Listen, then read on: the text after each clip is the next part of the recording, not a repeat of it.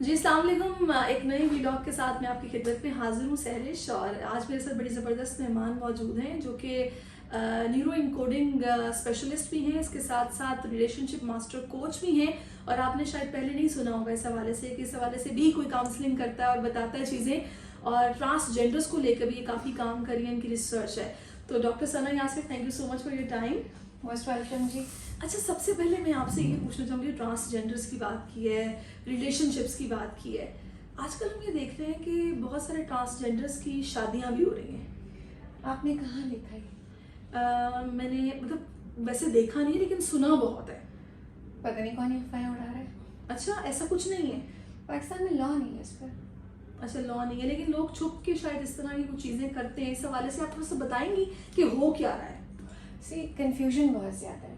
اچھا, کیونکہ جو 2018 میں لا پاس ہوا تھا اس کے اوپر لوگوں نے انگلیاں اٹھائیں, اور شریعت کورٹ نے ایک ڈیفینیشن کے اوپر یہ کہا کہ جی ان کو دوبارہ سے ریورڈ کرنے کی ضرورت ہے, یا ان کے لیے گنجائش نہیں ہے, اس طرح کی بات ہوئی تھی, جس کی وجہ سے ہر چیز کوشچن مارک میں آ گئی. اب پاکستان میں ہمارے پاس خالی خواجہ سرا نہیں ہے, ہمارے پاس ٹرانسجینڈر مین ہیں, ٹرانسجینڈر ویمن ہیں, نان بائنڈری لوگوں کو ہم خواجہ سرا کہتے ہیں, ٹھیک ہے. اس کے علاوہ انٹرسیکس لوگ بھی ہیں اور یونکس بھی ہیں.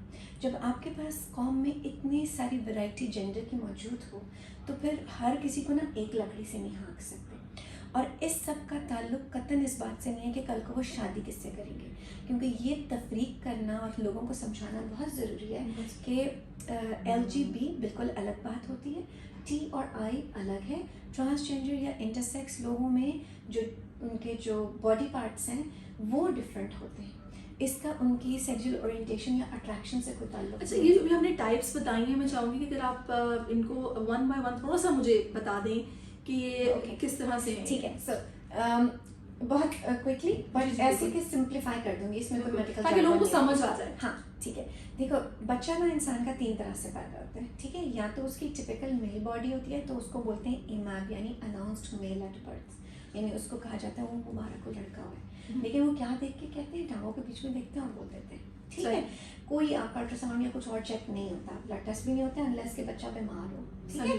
دوسرا بچہ ہوتا ہے جس کی ٹپیکل فیمیل باڈی پارٹس ہوتے ہیں, تو وہ بھی یہی ہوتا ہے کہ اچھا جی مبارک کو لڑکی ہوئی ہے, اور وہ بھی صرف جو نظر آ رہا ہے بس وہی دیکھتے ہیں اور بتا دیتے ہیں, کوئی ٹیسٹ نہیں ہوتا, کوئی الٹراساؤنڈ نہیں ہوتا. پھر ایک تیسری طرح سے بچہ پیدا ہوتا ہے جس میں جو بھی ہے, چاہے ڈاکٹر ہیں, چاہے زچہ بچہ جو بھی کرنے والی ہیں, دائیاں ہوتی ہیں, بعض اوقات میڈوائفس ہوتی ہیں, ٹھیک ہے, جو بھی ڈلیور کر رہا ہے وہ ٹانگوں کے بیچ میں دیکھ کے بتا نہیں پاتا کہ یہ کیا ہے.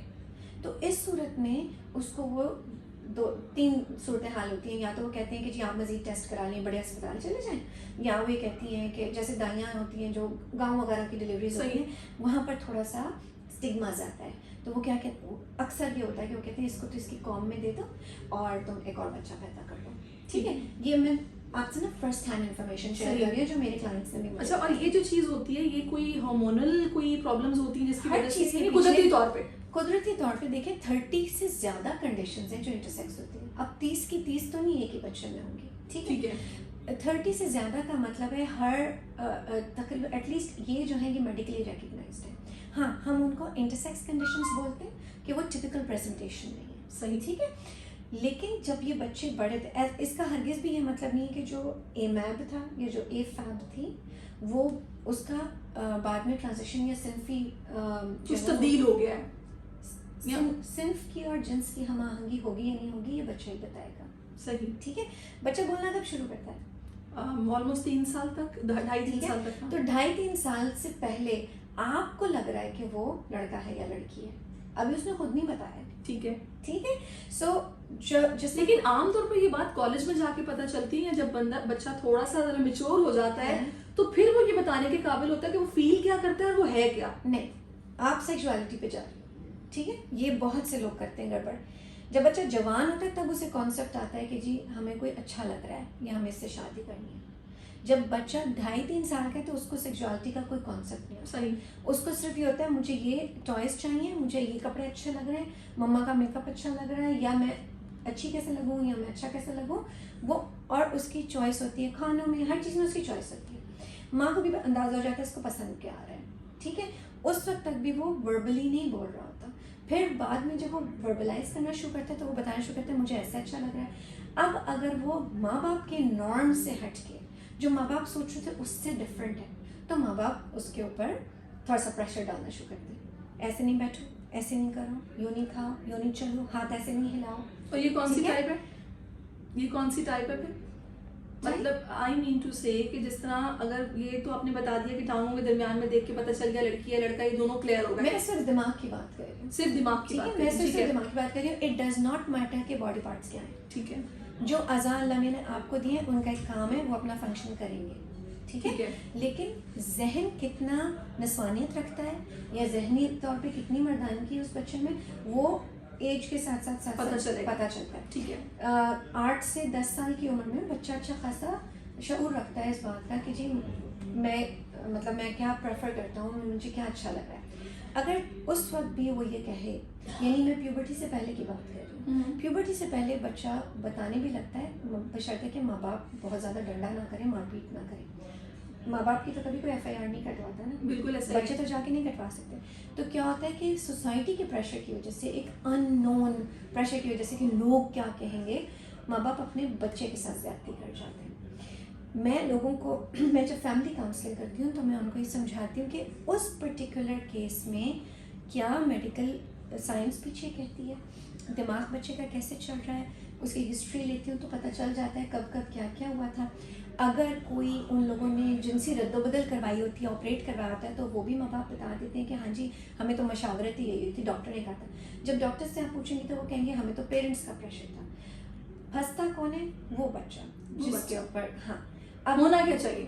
ہونا یہ چاہیے کہ آپ کچھ عرصے تک جینڈر نیوٹرل اس کو ریز کریں, کیونکہ چھوٹا بچہ ہے اس وقت, وہ جب تک خود وربلائز نہیں کر رہا آپ اس کو بات کرنے دیں.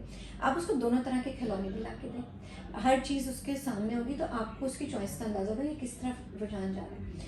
اس میں اسٹرکٹنس کیا نہیں ہونی چاہیے. آپ کا اگر دیکھ رہے ہیں کہ اس میں اگر تھوڑی سی فیمینینٹی, اگر بوائے چائلڈ اے میپ ہے اور اس میں فیمینینٹی تھوڑی سی زیادہ ہے, تو آپ اس کو دیکھ سکتے ہیں کہ ہاں بیٹا عام طور سے ایسے کرتے ہیں. فادر ہیں تو وہ آپ اس کو چینج کر سکتے ہیں. از اٹ پاسبل کہ یہ نہیں ہو سکتا؟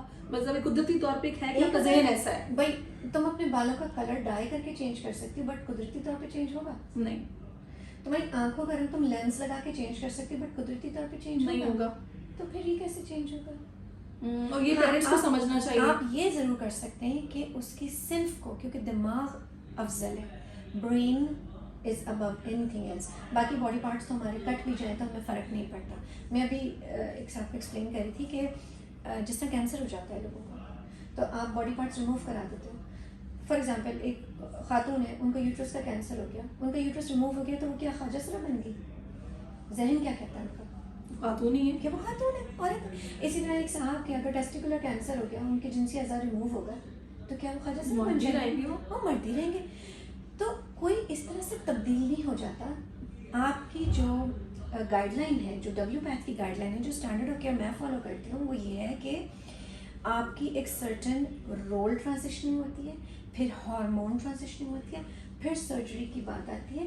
اور کیوں کروائی جاتی ہے یہ, یا اس کی اجازت کیوں ہے؟ وہ اس لیے تاکہ ذہنی تناؤ کم ہو. اور صرف کو پاکستان میں ویسے اس کی اجازت نہیں ہے, آپ نے بتایا. اجازت ہے, ہونا بھی چاہیے, بٹ اب یہ شبے میں آ گیا ہے کیونکہ پروپیگنڈا غلط ہو گیا. پروپیگنڈا غلط ہو گیا, اور یہ غلط پروپیگنڈا ہے. صحیح. اور یہ وہ لوگ ہیں جو ٹرانسجینڈرز میں نہیں آئیں گے. ان کے لیے ٹرم آپ نے کیا یوز کی تھی وہ بتا دیجیے. 2 ٹرمس ہیں, انٹرسیکس اور ٹرانسجینڈر. ٹھیک ہے.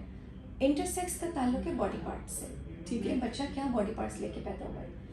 ٹرانسجینڈر کوئی بھی ہو سکتا ہے, چاہے وہ اے میپ ہو, چاہے وہ اے فیب ہو, چاہے وہ انٹرسیکس ہو.